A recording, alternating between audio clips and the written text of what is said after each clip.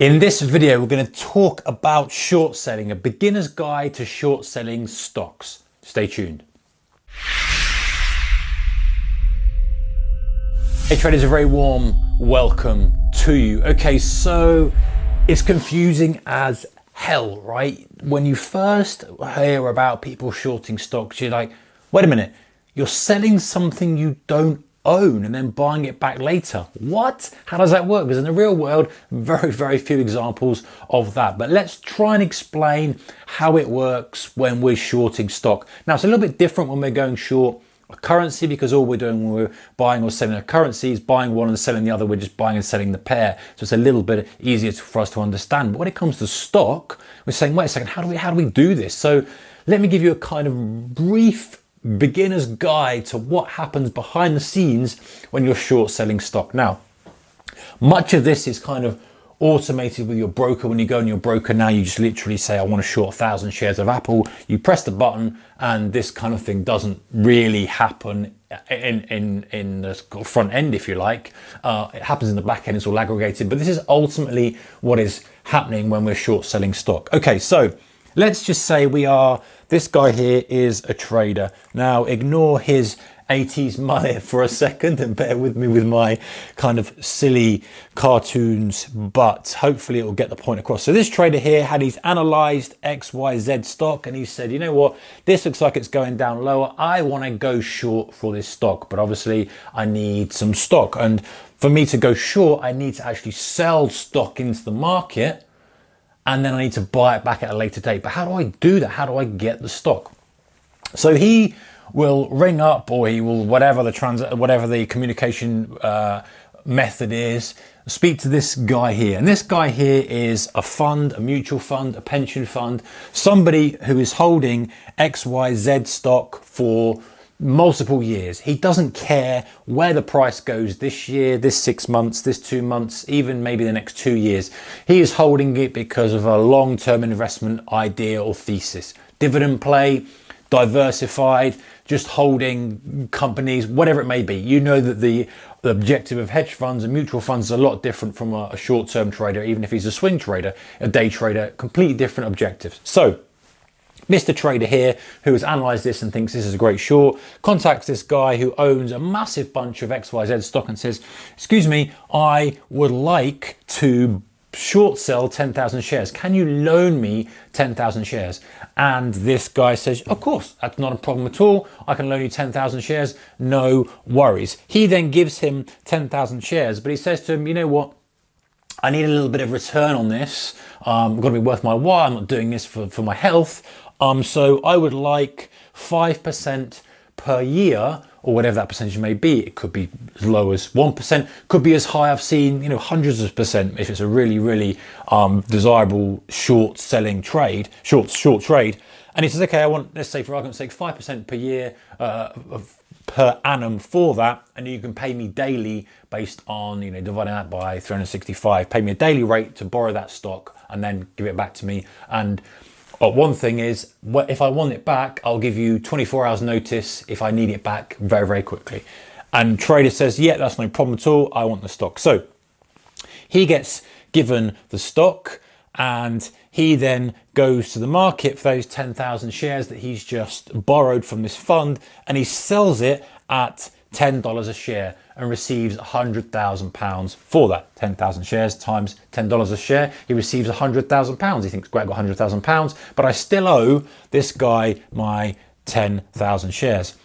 He's over a 6-month period. This price falls down to say $5 a share. Let's say this now moves down to $5 a share.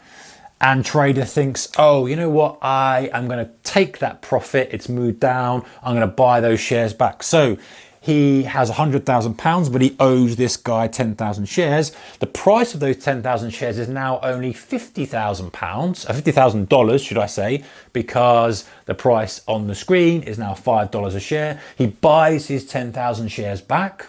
So he's got 10,000 shares.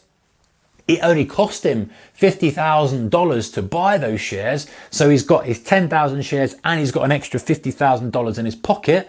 he goes back to this fund guy and says, there you go, there are your shares back. Let me give them back to you. There's your shares, 10,000 shares back. The fund guy says, great, thank you very much. Oh, don't forget the charges that we agreed on. He says, yep, sure, no problem. We agreed that we're paying 5% per annum on that $100,000 worth of stock.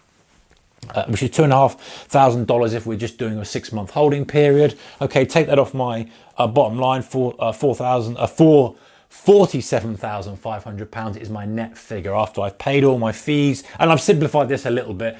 There's sometimes more complexity to that, but simplified is that these guys will want a monthly or daily fee for lending you that stock, so you have to take that off your bottom line. So the trader's very, very happy. He's made 50,000 minus his costs to borrow the stock, £47,500. This guy's relatively happy.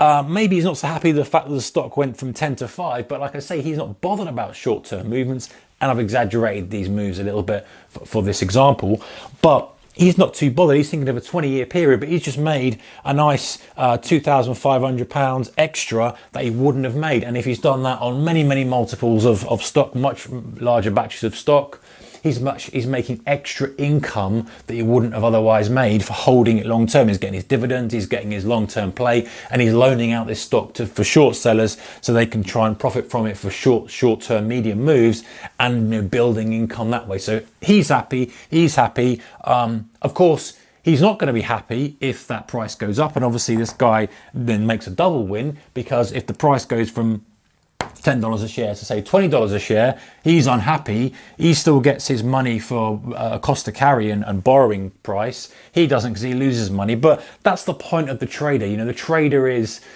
each person has got different kind of views on the market and different opinions, but they're both facilitating each other. He's lending him stock so he can actually go out there and express that short trade and take the risk he wants, and he's paying him for that service. So it's literally like a business transaction that occurs, even though they both kind of know that they're rooting for different things. But in the longer term, it should work out, hopefully, and both, as you can see, both of these guys can profit from it. Because, for example, it may go down to $5 a share, but then this may then go up to $50 a share over the next 10-year period, and this guy's still happy. This trader's made money in the short term, this guy's made money long term. Everyone's kind of a winner from the transaction.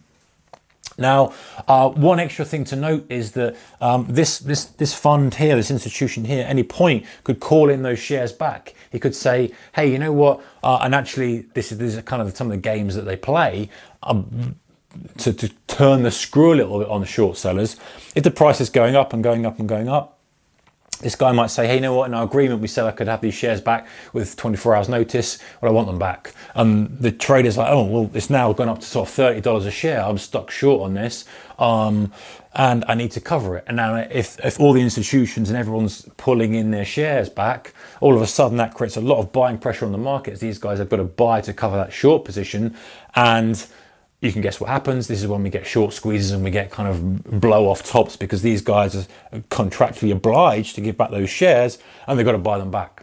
And if everyone's doing that, it's going to cause a massive spike to the upside. And the final thing is, these guys can charge whatever they like to loan out their shares. And as I said earlier in the video, I've seen instances where you're talking hundreds of percent to borrow, which is it's just a lot of money when you think about what you're trying to achieve as a short seller. What best case scenario as a short seller is the company goes bust for you and you make 100% on your money. Obviously, forgetting about leverage and margin and stuff. But if it takes more than a year, you've kind of lost money. So you've got to weigh up the whole deal if you're selling short. Now, for most of us, if we're going into a brokerage account and we're selling short Amazon, we're selling short Apple, we're selling short all the others, this is irrelevant. The cost to borrow the stock is almost nothing. We're trading such small size relative to the kind of volume that goes around. It's meaningless to us. So we don't kind of see this thing. But if you were to, even if you and I were to go and try and short sell a smaller cap stock, then we'd have to probably do this process. We'd have to go and through a broker who would either have a pool of stock already for us that he's paying the charge for, and then would charge a bit more for, so he makes some money in between the transaction. But we'd still have to go out there and borrow the stock and then sell it into the market and then pay back the stock. So this would still apply. It's just that obviously for the bigger, more transacted, more volume, higher volume stocks, higher market cap stocks, this is all seamless, all computerized, and it's not the same kind of thing. But you get the idea. That's fundamentally what we're doing when we're short selling stocks. All right, guys, I hope you enjoyed the video. If you did, give it a thumbs up. Don't forget to put your comments in the comment section below. And if you haven't subscribed yet, consider doing so for more videos from me and other traders on this channel. All right, take care, guys. Manage your risks. See you in the next one. Bye-bye.